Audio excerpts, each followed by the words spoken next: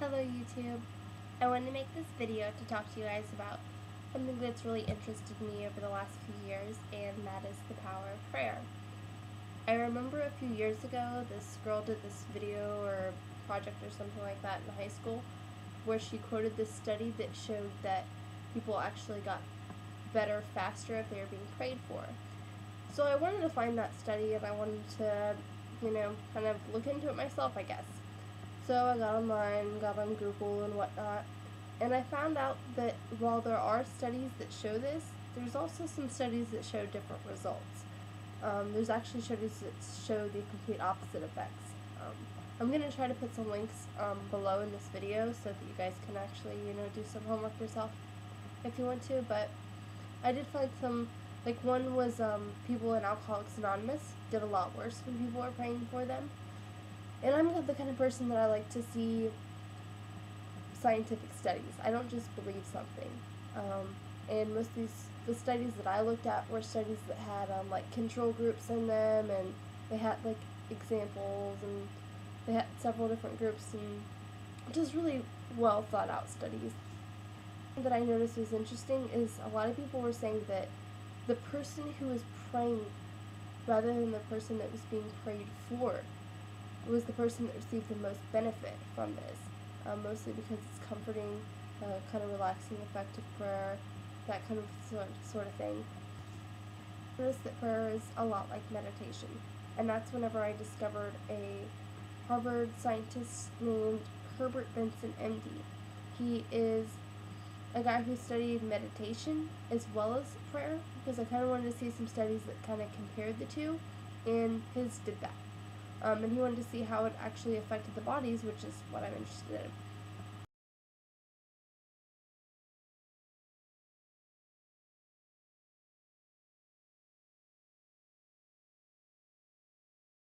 And what Dr. Benson discovered was that all forms of prayer, including meditation, produces a relaxing effect on the body. It really helps the person who's taking part of those in this ritual, and it calms your stresses. It helps you relieve whatever's on your mind. It helps you calm yourself down and clear your head, and it actually helps your body heal itself to take a few seconds to slow down. In our fast-paced lifestyles, we're always running. You gotta get fast food, you don't have enough time to clean your house, just gotta work all the time. I'm here too, I know what's up. And to take a few seconds to meditate or to pray it helps you out a lot. I mention comparing meditation to prayer. Me and my wife were kind of talking about this, and we think that the reason that meditation has so strong effects, maybe not over prayer, but praying is talking to a higher power. I don't necessarily believe in higher powers. I don't believe that it's not possible or anything. I consider myself agnostic, but I'm not going to spend my life worrying about it. I'm not going to be fearful. I love all people, and I try to be a good person. That's what I have to offer the world. I try to contribute, try to be positive light, and I'm not gonna put people down, because they don't follow my rules or whatever. I used to be a Christian.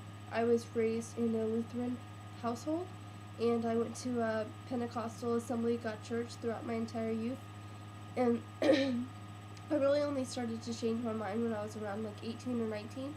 Kind of lived a little bit more, I guess. I was kind of naive, and kind of just didn't really make sense for me anymore. I found that, meditating was just as effective, if not more effective than prayer, because it's coming from within. I'm focusing on myself. I'm focusing on centering myself and, all different kinds of things, but talking to somebody else just wasn't working for me anymore. So, wherever you are, that's cool. Find your own path or whatever, but meditation just seems to work better for me than prayer. I do kind of want to break down, what meditation is. To me, I believe that meditation is concentrating on an idea or kind of like a thought process, I guess, being on a train and vibrating outwards. Because all living things, all things actually, are vibrating constantly. So you can control your own vibrations and you can create the reality around you.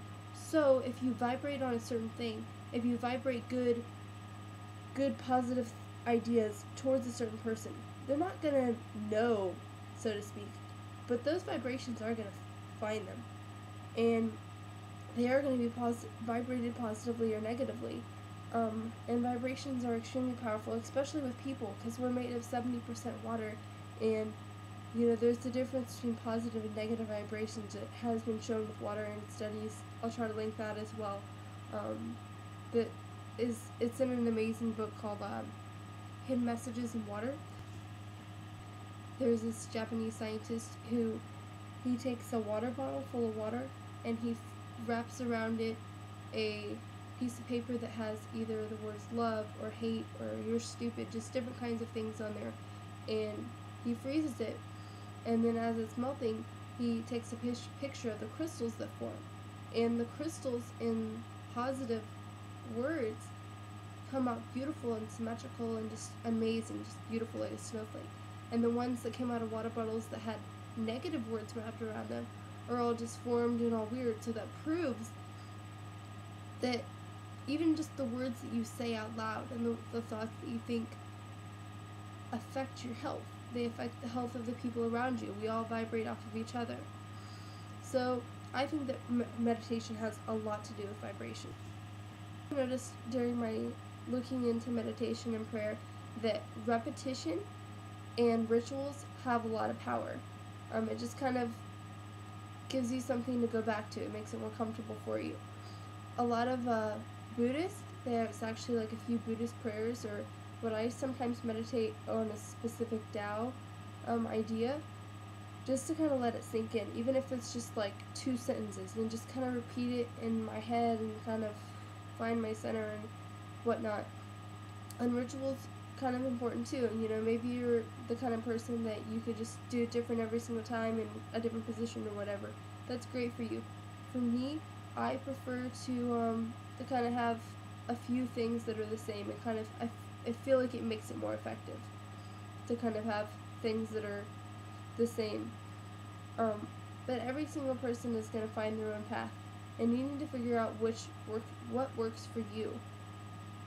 And I kind of would like you to share your ideas as well. That would be kind of cool if you could just tell me, how you meditate, what your ritual involves. Maybe you pray. That's cool. Tell me about, what do you talk about? Maybe what do you talk to God about? And let's see. Also, I wanted to touch on symbolism. There's a lot of different things you can use in your rituals that I think can be really symbolic. Let me show you. Let me tell you what I'm talking about. This is my own box. It is my box that I usually break out whenever, not always, every time I meditate. I definitely use it every time that I do a tarot reading though, which I don't really believe in tarot necessarily. I just think it kind of opens up your mind and it allows you to ask questions or think about things in a way that you would not have done. But let me show you what I do. Get my tarot deck out of here. First, I have like little mini cards. See, and sometimes whenever there's like particular idea and I want it to be like physically present with me, I'll go through and I'll kind of find a number or pick which spades, hearts, whatever, which one I think would align with that. I just make it up, just whatever. Symbolism is symbolic because you give it that power. So I give, my cards to symbolism. Sometimes I just have one, sometimes I have like 3. And I just like lay them out around me. I usually like to light incense just because it smells good. And it just kind of gives me that ritual feeling, I guess. I also have little candles. That they mean different things. I have it written down on a piece of paper in here that I bought from the store that I got them at. But again, these are symbolic because I believe that they're symbolic. As I light each one, I'll concentrate on what it means, and I won't light them all the time. I'll just light the ones that are relevant to what I'm, meditating on, or the situation, or whatever. I don't think it's necessary to have this, but I think it's kind of fun, and it kind of makes me happy. I like to have my omen. He's just a little turtle. Little turtle guy. Yep, just a little fella. But he just hangs out with me whenever I meditate. He's just kind of strength. He's been on so much adventures with me in my little box here. And let's see, I think that's about all. I also have some stones, but those are for each person's own interpretations. But yeah, that's what I do. My little own box. That's why I meditate. As far as music goes, I don't suggest having like distracting music. I mean, I'm not gonna jam out to Katy Perry while I meditate. But sometimes, if there's like background noise, having music can kind of help to especially if you have like headphones. So, classical music or instrumental music is probably best. I like Beethoven. I'm a sucker for Beethoven and Joshua Bell. So that's what I get down on. So yeah, comment back, share with me your ideas, your thoughts on how you meditate and what your methods are, or maybe you think meditating is stupid and whatever, but yeah, maybe you'll start to meditate and you'll receive the many, many benefits from it. As always, I love you bunches, and I hope you guys are having an awesome end of the summer.